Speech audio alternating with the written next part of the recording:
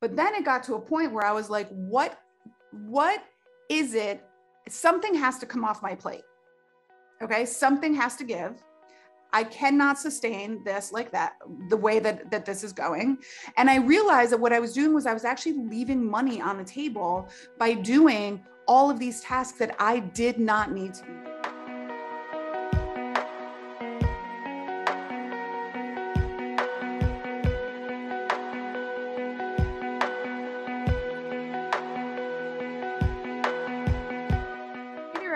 Welcome back to another episode of Female Empowered. I'm your host, Krista Gurka. Thank you so much for joining me. A really quick little announcement. I checked our stats today and we are just shy of 20,000 downloads for this podcast. I can't even believe it. I didn't think 2 people would listen to me when I first started talking, jabbering away, but we are just shy of 20,000 downloads. So if you've been a listener of the show, I thank you. I am super grateful. If you could share this show with someone, that would make me super grateful and appreciative too. Also, if you could leave a review, that would be awesome. Leaving reviews really helps us get the show in front of more women, more females in the fitness, wellness, and healthcare industry so that we can help more women have successful, sustainable, profitable businesses and have lives that they want, have more impact in their communities and on their families. And so thanks. I'm super thrilled to be very close to surpassing 20,000 downloads. So that being said, what are we going to chat about today? So what we're going to chat about is what happens when you're at capacity. And I'm going to talk a little bit about like literally what you're going to do if your schedule is a capacity and what we do at Pilates in the Grove, things that we forecast and how we plan for that. But what I'm mostly going to talk about is like literal, like figurative capacity. You have no more room, no more bandwidth for anything to take anything more on your plate. That's what I'm going to talk about when we talk about capacity. So are you there yet? Are you approaching that? Do you feel it on the horizon? Are you in it right now? Okay. Capacity means like your cup is overflowing. All right. And if your cup is overflowing, there's no more that you can pour in there, right? So how can you continue to grow and move forward? So I'm going to tell you a little story, a personal story about something that happened just probably about 5 or 6 years ago. I was in the process of restructuring my business. I had converted everyone to employees, which if you've ever done that is a big process unto itself, but I highly, highly, highly encourage it and suggest it and advise it. We were in that process. We were setting up a structure where there was, what can I say? Like a hierarchy, like basically not a hierarchy really, but more like accountability and management and managers in place. I was trying to promote from within, give some people in my team some, more responsibility and move them up the ladder. Anyways, long story short, there came a period of time where basically somebody in my business, somebody that was working for me, kind of like lost her shit on me really. And she said in front of other staff and other team members, like basically that I was a hypocrite and I was an egomaniac, and the only reason she was at the company was because she felt like I didn't care about the clients. And if she left, nobody would care about the clients. And she was basically yelling at me. And I asked some other people if they felt like this. And basically, I don't want to say no one came to my rescue because I don't need rescue, but it was a really, really difficult situation. And I just kept saying to myself in my head, just walk away. Because what I really wanted to say is, well, don't let the door hit you on the ass on your way out. Get the fuck out. Then who do you think you are talking to me like that? And then, but I didn't. I was like, just walk away. And I got in my car And I remember saying, I'm done. I am done. Fuck this.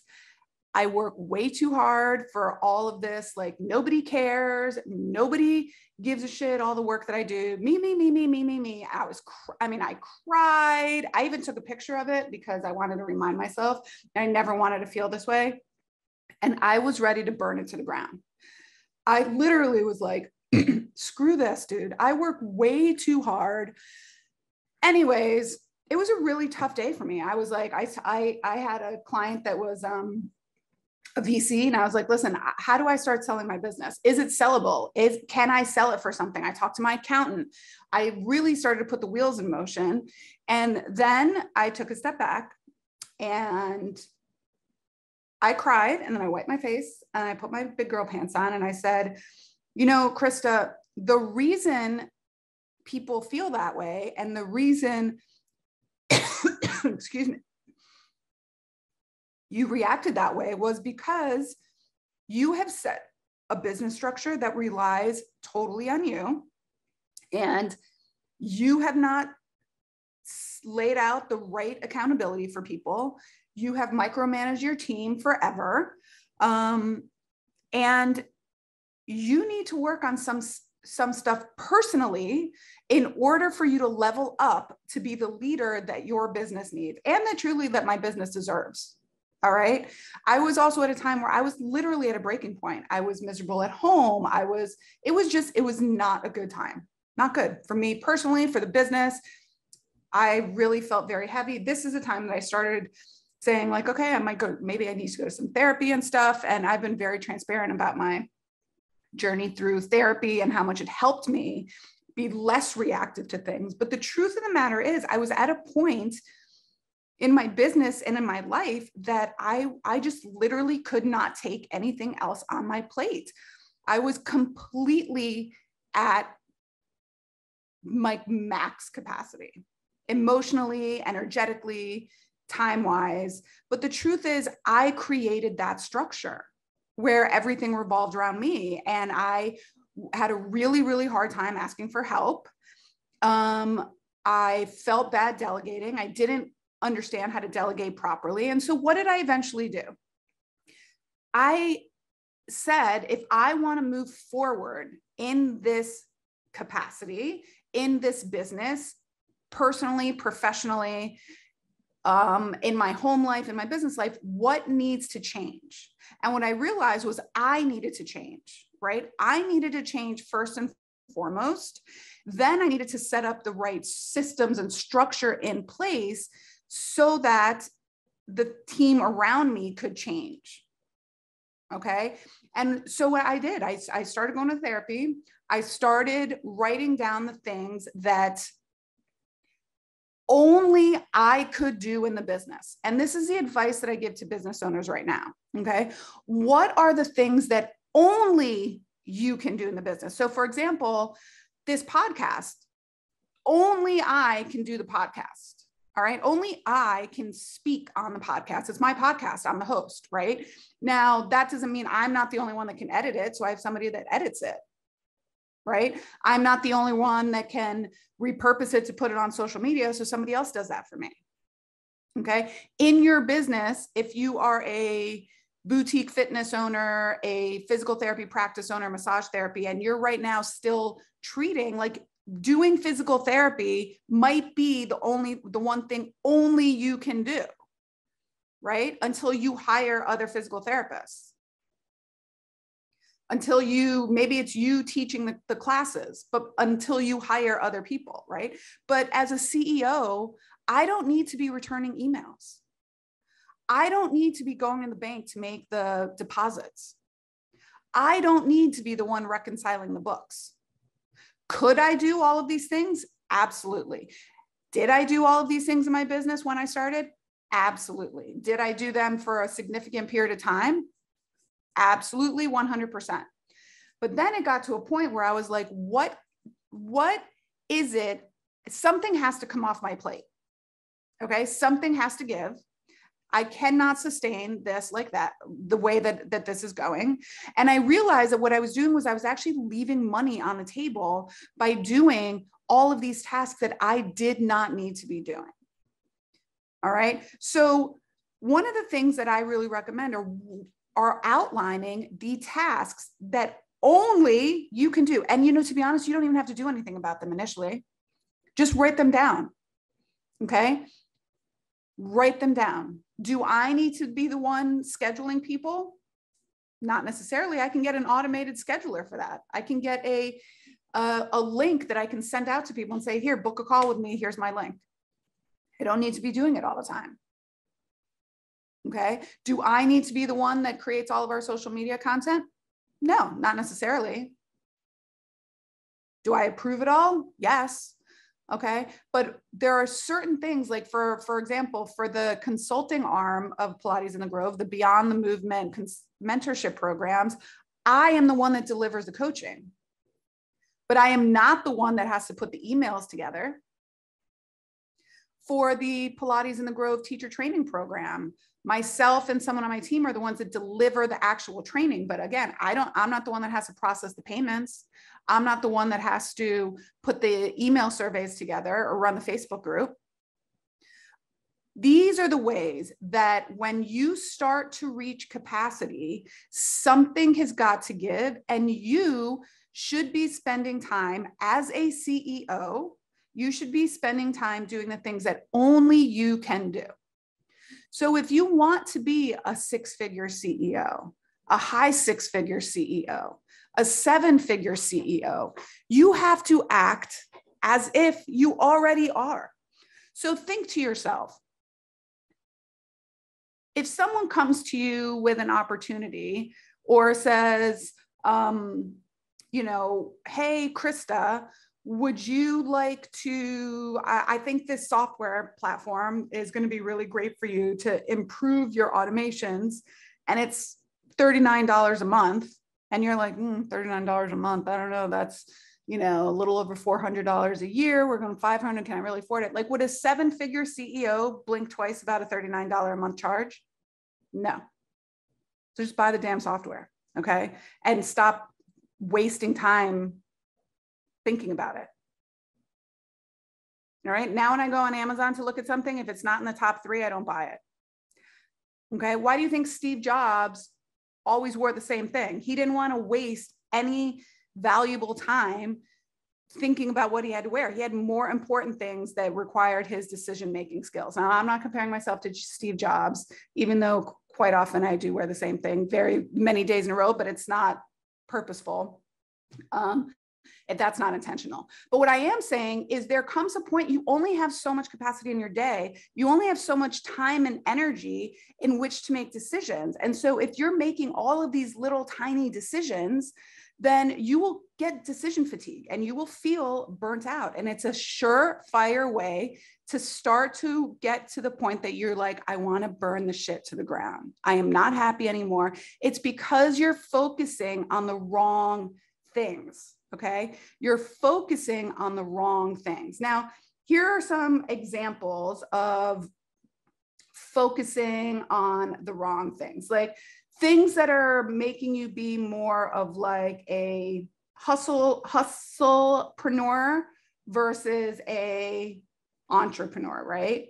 Versus like, are you hustling for what you need, or are you really skillfully going after what you should be focusing on? Okay. So are you doing everything in your business because you are afraid of letting go?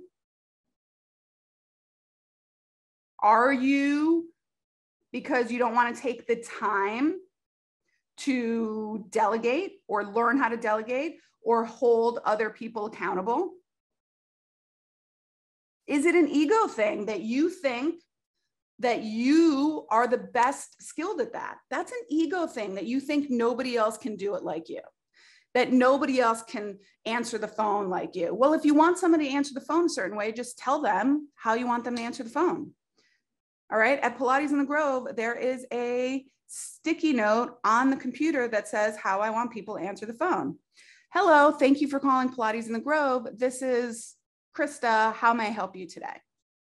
So in case I forget, it's just up there. All right. Are you playing the victim about everything, or are you taking responsibility for the way that your business is acting up, is currently acting? Is that even English? Operating. That's the word I'm looking for. All right. Are you being reactive to things? Are you too emotionally invested? All right. Or are you starting to practice a higher level of emotional intelligence?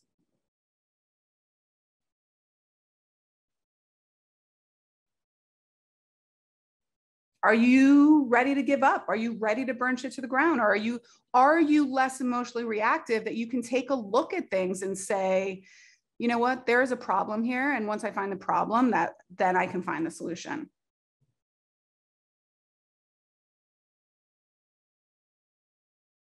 Are you open to feedback? Are you living in the feast and famine cycle of like all and nothing, all and nothing? Or are you learning to grow consistent income? Are you setting boundaries for yourself? Are you thinking that your business is like Amazon Prime and you have to be open 24/7, 365? Do you have vision and clarity in your business? This is something that's really, really important. People skip over the mission, vision, and values section. But if you don't have that, if you don't have that like honed in and really dialed in with yourself and your team, it's going to be really hard to get everyone moving in the right direction.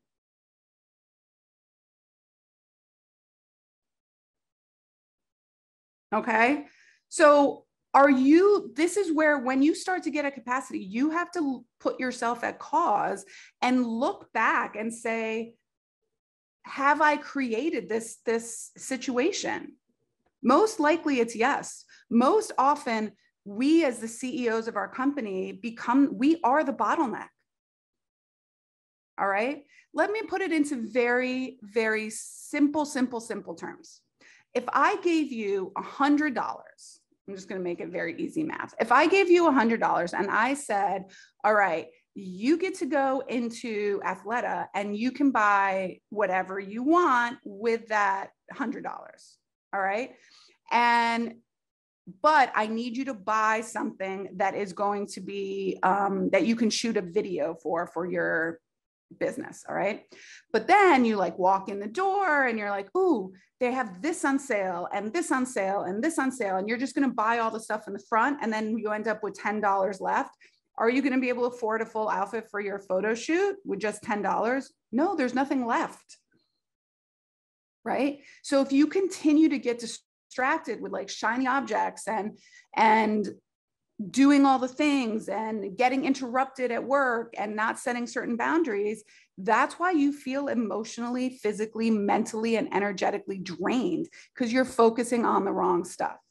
Okay. So some of the things you can do, you can turn all of your notifications off when you really have to focus. Set certain office hours for you to talk to your team if that's necessary. Have an autoresponder on your emails that say you check emails, at 4:00 every day or every other day. And if this is an emergency, to please reach out to you certain ways. Okay. But you don't have to respond to every email. Delegate, hire, take some work off of your plate so that you can be more invested and more energetic when it comes to doing the things that you really love. Okay. A business is not sustainable when you get to the point that you're emotionally, mentally, and energetically at capacity. And then you're going to get to the point that you're going to want to burn it to the ground, because it's just like rinse and repeat over and over again. And it's an awful feeling. Okay. And if you're not there yet, kudos to you. If you were there and you got out of it, I love it. I did. I am in a place right now where I run a 7-figure brick and mortar facility that I go into the physical location less than 10 hours a week if I want to. So for example, at the time of this recording, when I'm recording this, I'm actually not going into the studio this week because this is a week that I take that I do I record some podcasts, I record my content. I'm doing a workshop for my coaching group. We're doing content for my FitBiz Foundations program and my Inner Circle. So these are all things, if you're interested, by the way, in learning about the Inner Circle or our FitBiz Foundations program, I really invite you to head over to my website, kristagurka.com, because these are all the things, especially in the Inner Circle, learning how to master the art of delegating, holding people accountable, setting up a team and accountability structure so that people are empowered to make decisions without consulting you is what we really focus on. Because that, to be honest, is living the dream. I have empowered my team and they have taken on accountability to make decisions that do not involve me or my input. All right. So now that's not every single decision. I still have to approve certain high level decisions. But if the toilet's clogged, they don't need to call me to find out if they should call the plumber. They call the plumber. Okay. The air conditioner was broken for over a week. I didn't go in until the 5th day when it still wasn't getting resolved. And I was like, okay, now I feel like I should step in because the poor things were working in 90-degree heat for 4 days. When you are at capacity, energetically, something has to give, and it's usually the way that you're operating the business. So if you want to learn how to operate more efficiently, effectively, then go check out the website. Go check out www.kristagurka.com/mentorship and join our group of like-minded women who are all going through the same thing and trying to create businesses that allow us to take home 6-figure salaries without working 80 hours a week in the business. All right. So that's all I got for you now. Stick around. The next couple episodes, we're going to be talking about how to level up into being a better leader. Are you leading your team or is your team leading you? And we also are going to talk about how you know whether to make the decision to scale up or scale back. Okay. That's it. That's all I got for you today, everyone. So until next time, my friends, bye for now.